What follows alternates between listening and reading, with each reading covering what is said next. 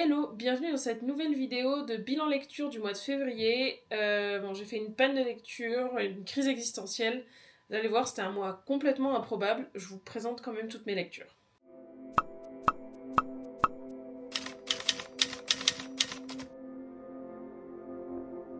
J'ai commencé le mois de février par lire Viendra le temps du feu de Wendy Delorme, toujours dans le cadre du challenge point virgule. C'est une lecture que j'ai vraiment beaucoup aimée. Ça a été un gros coup de cœur. Une dystopie féministe avec une histoire de communauté sorore. Euh, Beaucoup de choses qui sont très difficiles à lire. Il est assez horrible, mais moi, ce que je retiens à la fin de ma lecture, c'est cette envie de changer les choses, cette envie de se battre contre le patriarcat, contre le capitalisme. Donc vraiment, gros coup de cœur sur cette lecture qui est importante à lire, même si je l'ai trouvée quand même très difficile.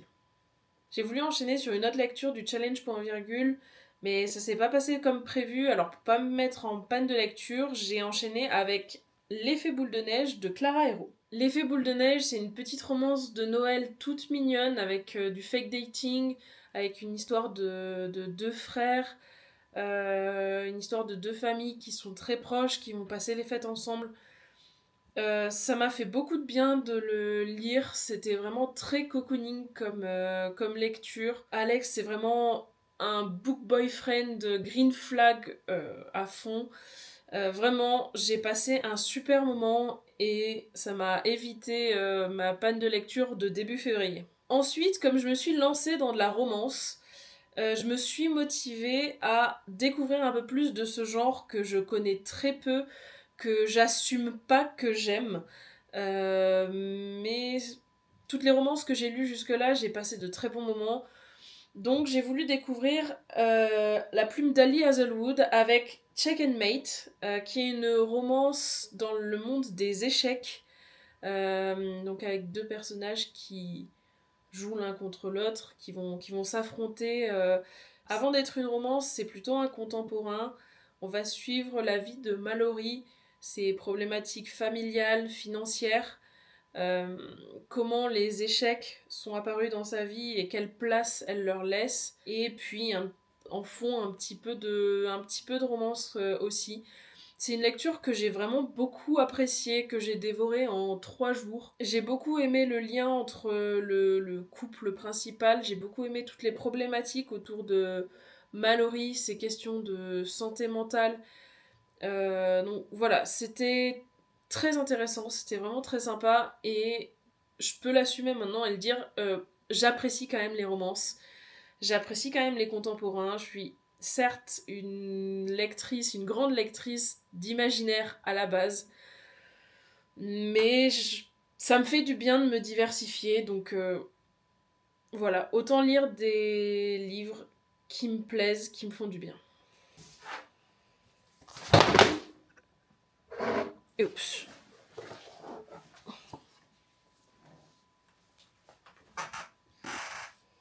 Ouais, t'es déjà tout poqué. Non. En février, j'ai aussi eu envie de découvrir une bande dessinée, donc j'ai lu Le jour du dépassement de Owen D. Pommery. Le jour du dépassement, je l'ai acheté parce que je pensais que c'était une bande dessinée sur le thème de la science-fiction optimiste, donc avec une énergie qui vient à manquer et comment les gens s'organisent par rapport à ce manque d'énergie. Donc on est sur un space opéra, on traite pas tant que ça ce manque d'énergie, c'est plutôt de la tranche de vie. Je suis restée un peu sur ma faim avec cette lecture parce que pour moi, il n'y avait pas de conclusion à cette histoire. C'était un morceau de l'histoire des personnages. Euh, donc voilà, il m'a manqué un peu plus de contexte, un peu plus de profondeur et un peu plus de fin, même si j'ai quand même passé un bon moment de lecture. Les illustrations sont très très belles.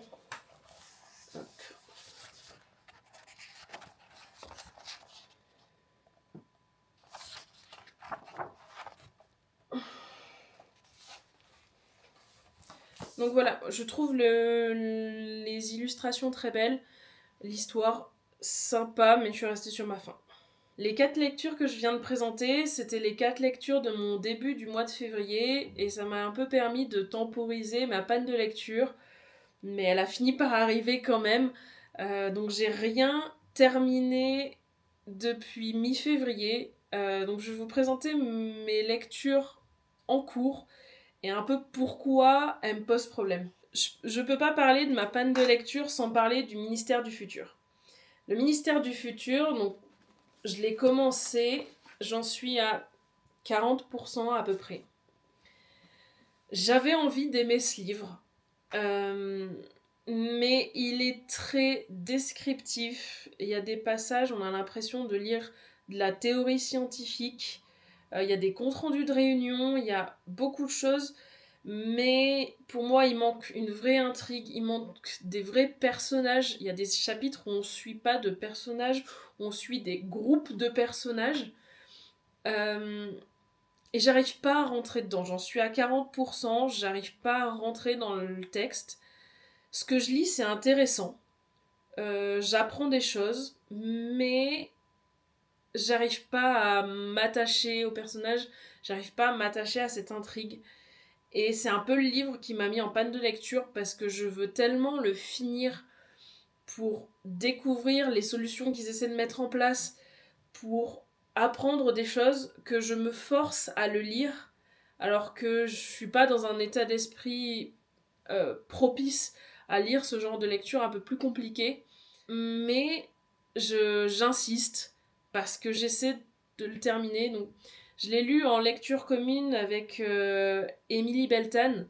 Euh, et elle m'a dit que la deuxième partie, elle avait fini un peu en diagonale pour terminer le texte. Mais voilà, j'ai un peu de mal, j'aimerais le finir et je sais pas si je le finirai ou pas, donc j'en parlerai peut-être plus en détail dans le bilan lecture de mars pour voir si je l'ai fini ou pas. Je pense que d'ici fin mars, soit je le termine, soit je l'abandonne officiellement. Euh, Mais voilà, je suis mitigée et comme c'est un bon pavé, j'arrive pas à terminer quoi. Et ça m'a vraiment mis en panne de lecture. Le tome 4 de Dune, il me pose pas tant de problème que ça, c'est juste que je l'ai lu en audio, enfin que je suis en train de le lire en audio, euh, et que ça me prend du temps. Je le lis surtout quand je vais faire du sport ou quand je fais du ménage, et il est quand même assez long, je crois qu'il y en a pour 15 ou 20 heures d'écoute. Donc je vais le continuer sur le mois de mars, mais lui je l'aime bien. Je passe un bon moment, l'audio est sympa, la voix est assez sympa aussi. Donc j'avance à mon rythme, je prends mon temps, j'en suis à peu près à 40%, on va dire. Pour sortir de ma panne de lecture, donc j'avais mis en pause le ministère du futur mi-février et j'ai commencé Le Souffle du Dragon. Donc Le Souffle du Dragon, c'est un roman qui me tente parce que Shannon Lee, c'est la fille de Bruce Lee et que je fais du kung-fu. Donc c'était un texte qui est très imprégné de ses enseignements martiaux, très imprégné de kung-fu dans un univers un peu fantasy. Il avait tout pour me plaire. Donc je suis en train de le lire quand même, je suis à, on va dire, 30% de ma lecture.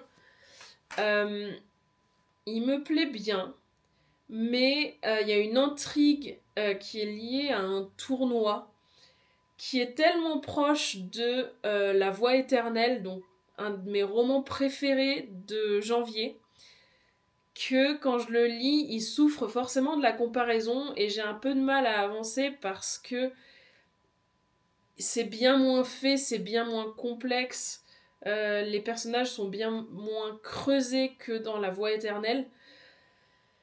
Et du coup, je m'ennuie un peu parce que j'ai l'impression de lire de nouveau ce genre d'intrigue. Et voilà, ça m'a pas aidé à sortir de ma panne de lecture. Alors, c'est un texte qui est quand même plutôt pas mal. Euh, bon, je pense que je vais le finir, lui. J'avais besoin d'un peu de temps pour le décaler dans le temps par rapport à La Voix éternelle. Je pense que je vais le finir. Mais voilà, j'espère que ça va quand même un peu décoller parce que pour l'instant, je trouve que c'est un petit peu mou. Et ça va pas aider à sortir de ma panne de lecture. Les seuls textes qui ont réussi à me sortir de ma panne de lecture, en fait, ça va être les deux textes de romance, donc L'effet boule de neige et Check and Mate. Il faut savoir que dans ma vie professionnelle, c'est un peu chaotique en ce moment, donc c'est aussi normal que j'ai du mal à accrocher à certains textes qui demandent un peu plus de bande passante cérébrale, on va dire. Donc, je vais peut-être lire un peu plus de textes, plus young adulte, plus romance, plus contemporain, euh, que je lirai un peu plus vite, qui me demanderont un peu moins de réflexion, même s'ils seront très intéressants, toujours des textes engagés, etc. Donc voilà, on verra en mars, mais je vais essayer d'assumer ce côté je suis une mood reader, donc je lis en fonction de mes envies du moment, je suis mes envies plutôt que j'avais fait une palle pour challenge point virgule. Il me reste 4 textes qui étaient dans ma palle. J'ai envie de les lire, mais ils correspondent pas totalement à mon mood du moment, donc c'est pas grave. Je vais avancer par rapport à mon mood. Je changerai d'un genre à l'autre, tant pis. Le but, ça reste quand même de m'éclater dans ce que je lis, donc je vais pas me prendre la tête.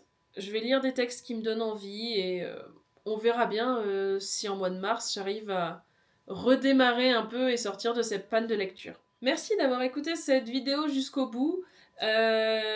Si tu as des recommandations de livres pour sortir d'une panne de lecture, tes plus gros coups de cœur, n'hésite pas à les mettre en commentaire. Là, j'ai vraiment besoin de plein de recommandations de lecture doudou, de romans très immersifs. Donc, donne-moi tes meilleures recommandations en commentaire. Salut!